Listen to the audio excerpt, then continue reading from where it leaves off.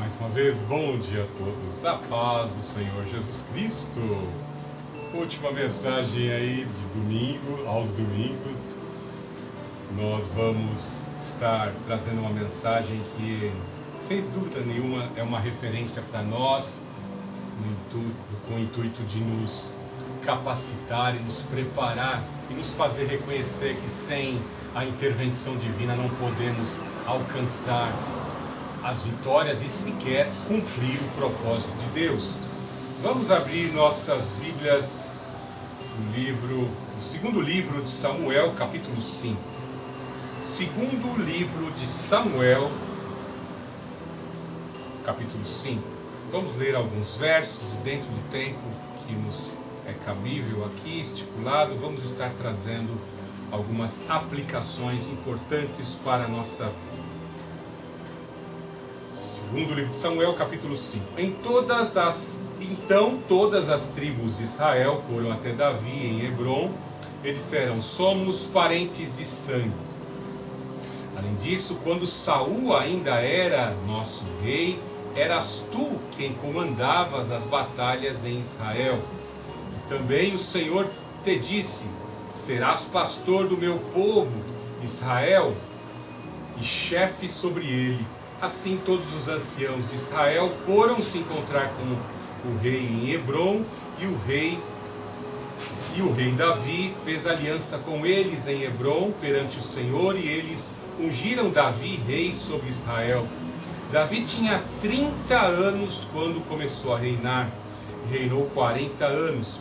Em Hebrom reinou 7 anos e 6 meses sobre Judá, e em Jerusalém reinou 33 anos sobre todo Israel e Judá.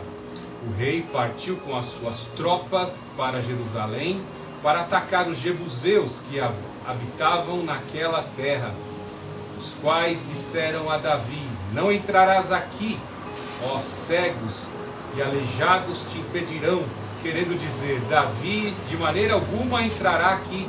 Mas Davi conquistou a fortaleza de Sião, esta é a cidade de Davi.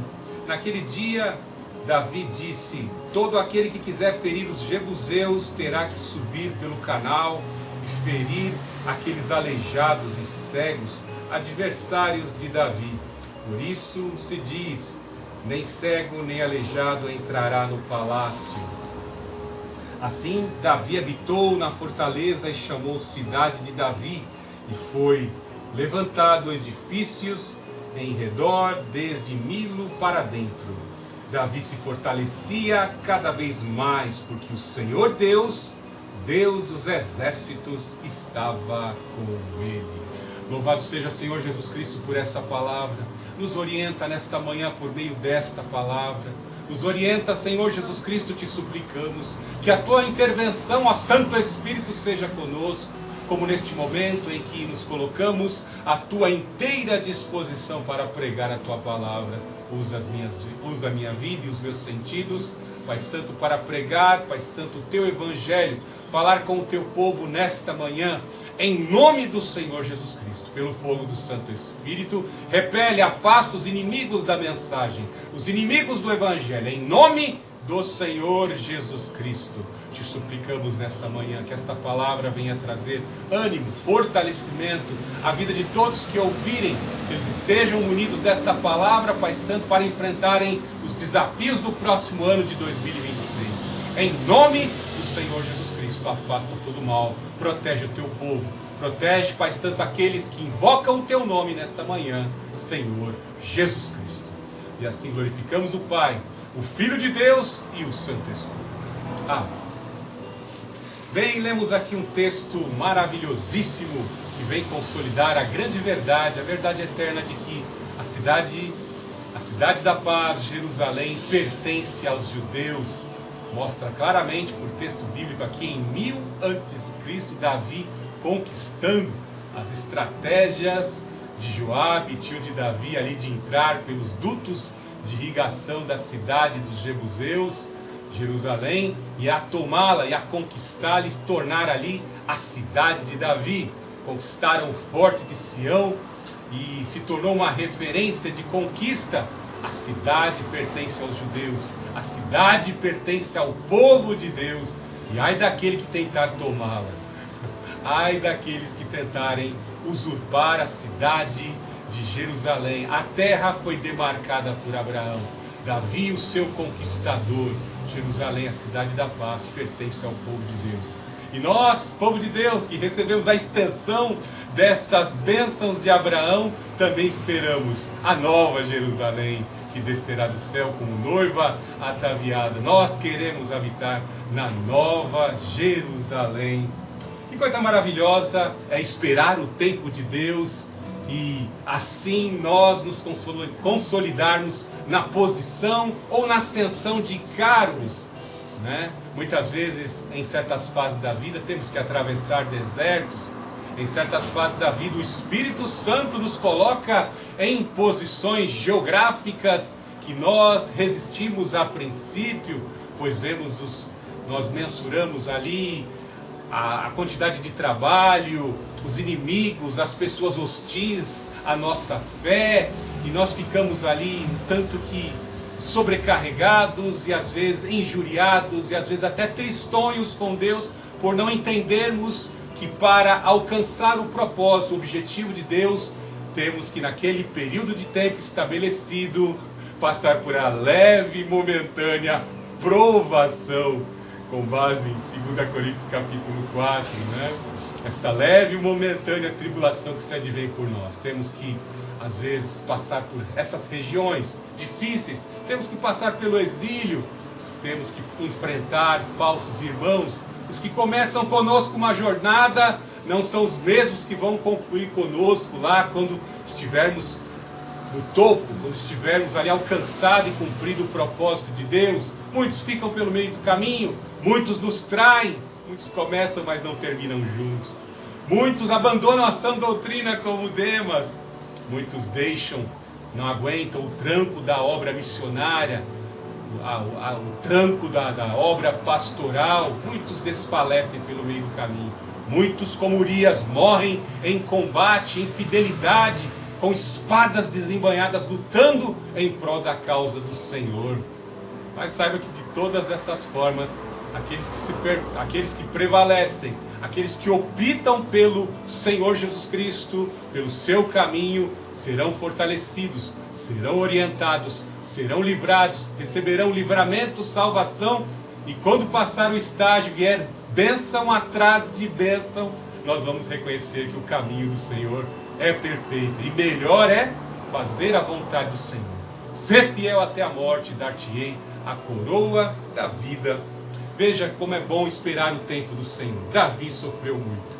Enfrentou o leão, enfrentou o urso para proteger as ovelhinhas, enfrentou os soldados mercenários dos filisteus, gigantes, homens contratados para destruir o exército de Israel. E assim ele sobreviveu nos campos de batalha, em perseguição, foragido em cavernas, em batalhas muitas vezes. Sua cidade Ziklag foi ali destruída pelos inimigos que esperavam a hora e o momento de pegar Davi enfraquecido. E Davi atingiu um grande objetivo, se consolidou como rei em Hebrom. E ali ele comandava a tribo de Judá, que era uma das tribos mais fortes, né? E ele tinha em si, entre aspas, alguém que tinha sido levantado como um bom orientador, Abiatar, que conduzia a estola sacerdotal, e ele sempre consultava o Senhor para tudo aquilo que ele ia fazer. Coisa maravilhosa é vermos essa característica em Davi, que nos serve de muita sustentação e de orientação: consultar ao Senhor, colocarmos as situações da nossa vida em analogia com a palavra de Deus e vermos como os heróis da fé, como o Senhor Jesus Cristo agiu em situações semelhantes em épocas diferentes. É muito importante o contato com a palavra de Deus e o Espírito fluir por meio da sua palavra, que ao entrar pelos nossos olhos e pelos nossos ouvidos, ela nos santifica e toca em nossas consciências. Veja que todas as tribos de Israel reconheceram os méritos de guerrilha, os méritos de estratégia, de condução, em semelhança a um pastor que conduz o rebanho e chega no final do expediente ali com todas as ovelhas, protegeu todas as ovelhas das bestas feras. Davi é reconhecido. No capítulo 5, verso 1, então todas as tribos de Israel foram até Davi em Hebrom e disseram: somos parentes de sangue. Veja o argumento dos príncipes e dos anciãos de Israel, agora reconhecendo: olha, nós somos irmãos de sangue, reconhecemos o mérito do teu trabalho. Fizemos aqui um contraste entre o rei Saul e o rei Davi, vemos que Davi é melhor, né? Reconhecemos também que você, ouvimos falar bem da profecia, do juiz, o último juiz, Samuel, foi à casa de Jessé e te ungiu como rei. E é chegado agora o momento, pois Saul morreu em Megido, morreu em Gilboa, todos os seus filhos guerreiros foram mortos, só sobrou o Isbosete e o Mefibosete. O Mefibosete é um deficiente físico e o Isbosete não está, já fazem 2 anos, mas ele não tem competência para nos conduzir em batalha. O rei não vem da casa de Benjamim. Nós erramos ao escolher um rei forte, bonito e alto. Não deu certo. Precisamos de você, Davi. E por isso nós reconhecemos nossos laços sanguíneos de clãs. Somos todos filhos de Abraão e apontamos você como nosso rei. Eles fazem ali uma grande convenção. Eles vêm com seus soldados, os homens vêm com suas armaduras, com seus aparatos de guerra, e ali em marcha eles colocam as suas espadas e escudos a favor de Davi, para que ele seja o comandante, o pastor, o condutor da nação de Israel. Veja como eles fazem esse contraste entre a casa de Judá, Davi, e os da casa de Benjamim. Veja no verso 4:2. Além disso, quando Saul ainda era nosso rei, eras tu quem comandavas as batalhas em Israel. Também o Senhor te disse: serás pastor no meu povo Israel e chefe sobre ele. Vejam que eles já chegam contrastando para alcançar o favor daquele que haveria de ser rei. Assim, todos os anciãos de Israel foram se encontrar com Davi em Hebrom. E o rei Davi fez aliança com eles em Hebrom perante o Senhor, e eles ungiram Davi rei sobre Israel.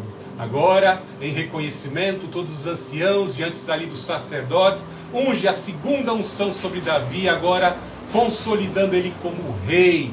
7 anos de governo, 7 anos e meio ali de governo em Hebrom, e agora estava estabelecido mais 33 anos de Davi governando sobre a união de Israel, a união da confederação de Israel. Olha o cumprimento da profecia.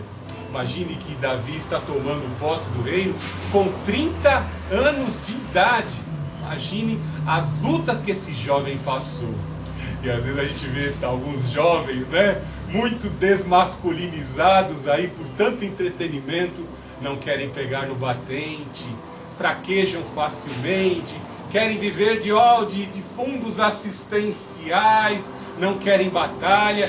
É mais vergonhoso quando isso acaba interferindo na obra de Deus. Muitos vão largando a obra de tantos jovens, largando a obra de Deus, não resistindo às dificuldades, às necessidades que se tem de passar. A minha alma não se alegra com aqueles que recuam.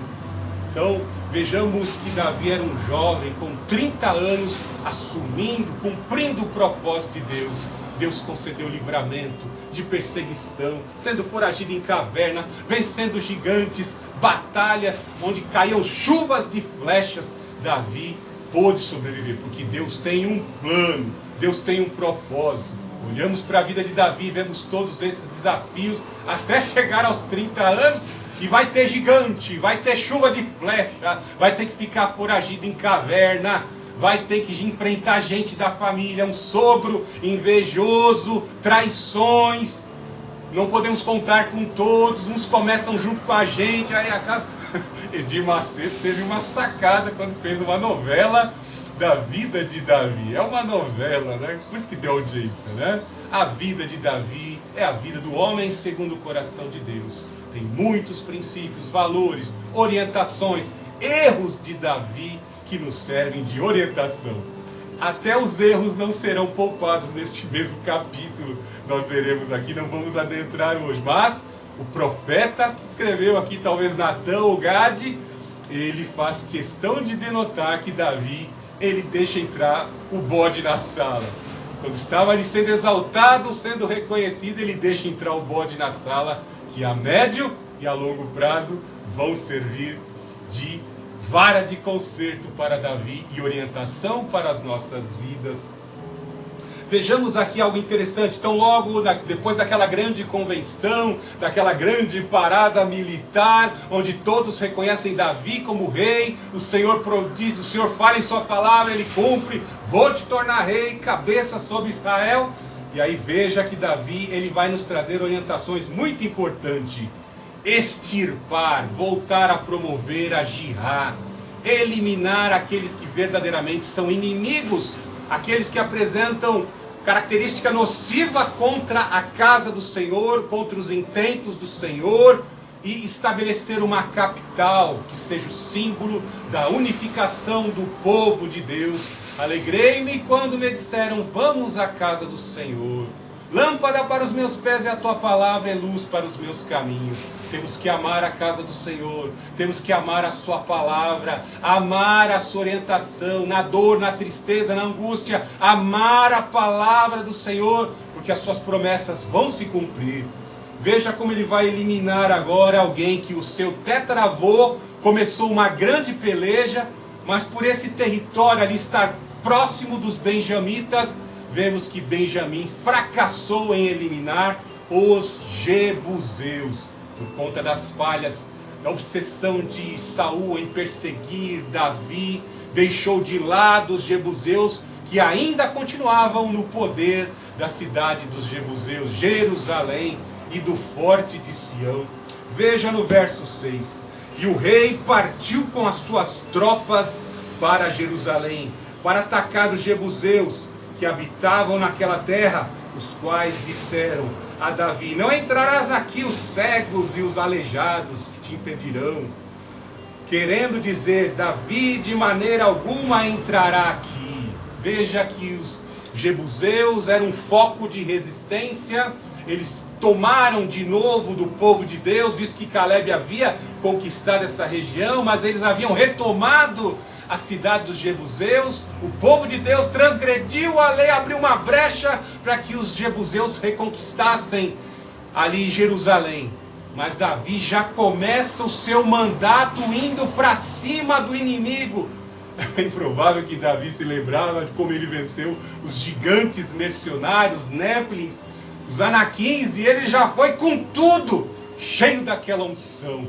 A unção com chifre, com azeite foi colocada sobre a cabeça, sua cabeça, a segunda unção, e ele recebeu muito poder, uma unção vigorosa como a de Sansão, e partiu com tudo para cima do inimigo, com foco na unção. Recebeu unção, o poder avança. Se Deus está mandando você avançar, avance.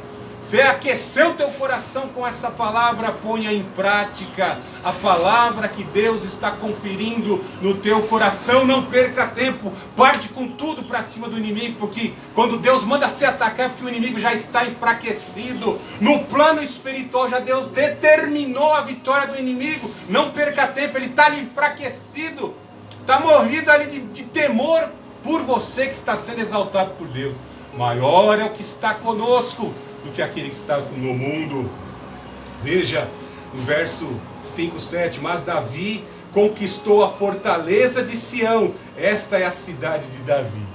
Veja que existiam alguns estigmas a serem rompidos, né? Os jebuseus se ostentavam naquela fortificação em Sião, do seu poderio militar, dos seus flecheiros, dizendo, Davi vem conquistar a cidade, devia ter ficado na sua cidade de Hebron lá.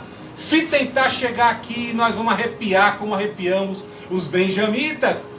Vamos derrotar todos. Até aleijados e cegos podem se defender de Davi. Isso não foi esquecido. Isso foi muito bem lembrado. Vemos que Deus ungiu mais um dos judeus, Joabe, o tio de Davi, que conhecia, com certeza deve ter se utilizado de algumas estratégias de espionagem, e ele sabia muito bem a cidade. e ali eles com seus soldados engatinhando, se arrastando, se arrastaram pelos dutos de irrigação de água que era introduzido dentro da cidade, subiram se arrastando pela vertical ali, subiram e entraram dentro da cidade e tomaram. E com certeza Deus preparou tudo, pois os jebuseus se esqueceram daquele local, e foi por ali que Joabe, comandando as tropas, entrou pelo duto de irrigação na vertical e entrou dentro da cidade. E as tropas conseguiram entrar, as portas foram abertas, houve uma sabotagem interna dentro do forte, e a cidade, o forte de Sião, foco de resistência dos jebuseus, foi tomado pelas tropas do exército de Judá. Louvado seja o Senhor. Em todas essas vitórias, o Senhor está sendo reconhecido, porque é Ele que está intervindo e concedendo estratégia aos guerreiros judeus, a Davi e a Joabe, dando força, concedendo poder aos guerreiros para conquistar a cidade amada. Veja no verso 7, mas Davi conquistou a fortaleza de Sião, esta é a cidade de Davi. Ficou um marco, um memorial em 1000 a.C., a conquista de Jerusalém. Para os judeus e a sua descendência, a cidade de Jerusalém pertence ao povo judeu. Esta é a grande conquista de Davi. Veja no verso 8, naquele dia Davi disse: todo aquele que quiser ferir os jebuseus terá de subir pelo canal e ferir aqueles aleijados e cegos adversários de Davi. Por isso diz: nem cego, nem aleijado entrará no palácio. Às vezes a gente não vê a dimensão da bênção. Conquistamos uma grande vitória, vencemos o estigma de que até cegos, aleijados ou deficientes poderiam nos derrotar. E aquilo fica, usado como uma palavra, uma frase de sarcasmos, e não pensamos na transcendência e no poder de Deus que transcende as afirmações que às vezes estamos falando. Quando às vezes o crente fica pedindo: manda fogo, Senhor, manda fogo. Cuidado com o fogo que você está pedindo, Veja o que está sendo dito aí: não vai entrar nem cego e nem aleijado na cidade amada. Mas a graça de Deus transcende. O poder e a graça de Deus são imensuráveis e transcende as afirmações de sarcasmo que foram ditas tanto pelos jebuseus como por Davi. Nós vemos que Isbosete, que era o segundo rei de Israel, por 2 anos ele dependia muito do braço militar, que era Abner. Mas quando ele é tristemente assassinado, vemos que não tem mais descendência da casa de Benjamim. O único que sobrou era Mefibosete. E Mefibosete era aleijado, deficiente das pernas. E é interessante, que Deus faz Davi lembrar dos favores, do amor, da fidelidade do amor de Jonatas, o pai de Mefibosete. E ele manda lá em Lodebar, na cidade de esquecimento, resgatar o herdeiro das terras, das propriedades, da herança de Jonatas. E Davi manda lá os seus Ubers Black, manda lá a sua elite, sua tropa de elite, ir a Lodebar, aquela cidade pobre, humilde, e resgatar o deficiente Mefibosete. E onde o Mefibosete vai entrar? Em Jerusalém. E onde ele vai comer? Na mesa do rei. Veja o que é graça. Davi, um reino inclusivo. O nosso rei, ele chama a todos para participar da sua mesa. Muitos podem pensar: eu tenho tal deficiência, eu sou cego, vivi tantos anos na cegueira e por consequência da minha cegueira fiz tanta maldade. Minhas pernas me levaram para tantos lugares maus, sou um deficiente das pernas, meus membros são deficientes, não posso entrar no reino. Veja que Deus determina, por mais que haja sarcasmo com certas frases, nosso Deus rompe com a sua graça e põe Mefibosete para comer na mesa do rei. Na grande festa, na grande convenção das bodas do Cordeiro, todos nós estaremos lá, não mais cegos, mas agora teremos olhos corpos incorruptíveis e vamos participar da grande mesa, da grande ceia do Senhor. Louvado seja o Senhor Jesus Cristo. Veja no verso 9, assim Davi habitou na fortaleza, chamou a cidade de Davi, e foi levantando edifícios em redor, desde Milo para dentro. Veja como ele foi edificando a cidade, preparando os muros e os locais, os pontos estratégicos de vigilância dos atalaias, preparando e fortificando o exército, edificando locais estratégicos, armazéns, construindo dutos de irrigação para que não faltasse água em Jerusalém em caso de um cerco militar. Davi pensou em tudo e se empenhou em edificar Jerusalém. Bem assim, cada um de nós devemos reconhecer o nosso corpo como templo do Espírito e edificarmos o nosso corpo. Estou lembrando aqui da cena da minha esposa, a missionária Dora, treinando com a minha sobrinha aqui, a Franciele. Elas estavam ali fazendo exercícios, fazendo ginástica para cuidar do corpo. É muito importante investirmos no nosso corpo, termos uma cultura alimentar saudável, fazermos ginástica, investirmos sim. Não atentarmos muito para a vaidade, que é feio. Isso não agrada ao Senhor. Mas Deus se alegra que nós cuidemos do nosso corpo, né? Para que não venhamos sofrer com diabetes, não venhamos a sofrer com outros distúrbios, né, no nosso corpo. Nós temos que investir em uma alimentação saudável. Não é fácil para o pastor Fernando parar de comer chocolate. Imagine para um chocolatra, né, ter que parar de comer chocolate. Mas temos que fazer investimentos, dizer não à nossa carne para edificarmos o nosso corpo. Davi edificou a cidade de Jerusalém e já pensando, se precavendo das futuras invasões que haveriam de vir contra a cidade amada.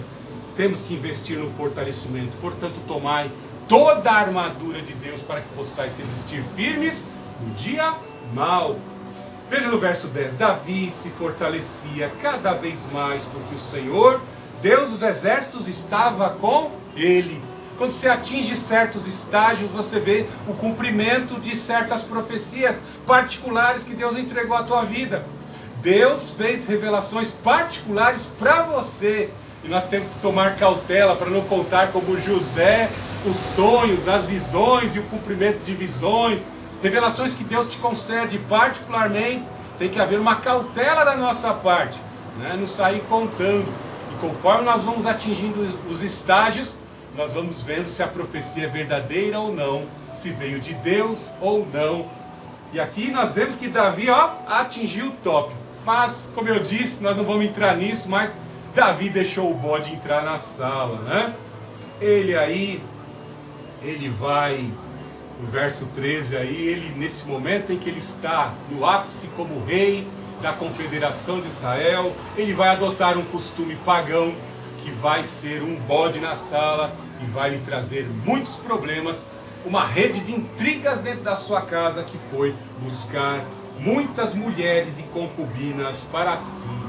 Algo terrível. Aí no verso 13, teve Davi mais filhos e filhas, né, diversas mulheres, um harém de mulheres lindíssimas, né? E isso vai trazer um problema para Davi lá na frente.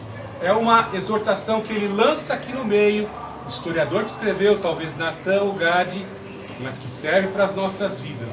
Às vezes estamos recebendo bênçãos do Senhor, alcançando o objetivo em algumas etapas da vida, mas não podemos deixar entrar esses bodes, não podemos deixar entrar o vírus no computador, não podemos deixar certos infiltrados estarem se instalando, como Tobias, Gesem, Tambalat. É o Tobias, se não me falha a memória, né? Ele vai construir o seu ninho lá dentro da casa do tesouro lá. Olha só, o Tobias, inimigo da construção dos muros lá, né? No período de Neemias, o governador Neemias. Neemias arranca os cabelos e bota ele para fora. Bota o Tobias para fora, bota o Sanbalat para fora, bota esses caras para fora, porque eles são infiltrados, sabotadores da obra de Deus na tua vida, na tua família e no teu empreendimento. E aí vejamos algo muito interessante. Quando você está no top, você alcançou uma etapa, vitoriosamente se cumprem profecias na sua vida, todos reconhecem que você é alguém escolhido, levantado por Deus para aquela situação, para aquela posição. Veja que o inimigo se revolta, porque o inimigo, ele quer que as nossas vidas estejam com rupturas, com divisões. Imagine que até o momento em que Davi se consolida como rei, se consolida ali conquistando Jerusalém dos jebuseus, o forte povo jebuseu. Veja que os filisteus queriam que Israel continuasse dividido entre os da casa de Benjamim e os da casa de Judá. Uma nação dividida cai. É por isso que o inimigo atua. Ele começa atuando mais na tenra idade, ali fazendo as crianças, os adolescentes se rebelarem contra os pais, viverem as aventuras romantizadas que passam no entretenimento, não honrando os compromissos dos votos que Deus requer para a nossa vida sexual, para a nossa vida sentimental. E é por isso que vemos muitos jovens, pessoas ainda jovens, já com diversos distúrbios emocionais, porque vivem uma vida ali entregue, meu corpo, minhas regras, eu faço o que eu quero, e seguem lá aqueles princípios que vão trazer destruição, vão trazer sofrimento mais adiante. Então veja aqui que nesse período aqui, então logo Davi se consolida como rei, vemos que os filisteus, com as suas 5 cidades-estados, eles que 5 cidades-estados, com todos os seus aparatos de guerra, vendo que Davi estava ascendendo, eles começaram a se lembrar, agora eles estão unidos, e já venceram lá, Davi já venceu os jebuseus, vamos tentar interromper esse crescimento, vamos tentar interromper e submeter Davi. Imagine a fúria que o rei Aquis não estava com Davi, porque agora aquele que um dia fora seu servo no período do exílio, agora se consolida como rei e vai ter que matá-lo, juntamente com todos os reis das 5 cidades-estados dos filisteus. Veja no verso 17. Quando os filisteus souberam que Davi havia sido ungido rei sobre Israel, subiram todos em busca dele. Ouvindo isso, Davi desceu a fortaleza. Olha que coisa interessante, né? Os filisteus se organizam e logo os homens de Davi falam, olha, estão montando os seus exércitos, estão vindo para combater Davi nas regiões ali onde são divisas de terra entre terra do povo de Deus e terra já conquistada pelos filisteus. Notemos que esta batalha aqui ela é uma batalha decisiva e Davi efetivamente vai derrotar os filisteus e eles já não serão mais uma ameaça. Porque no último embate nós bem sabemos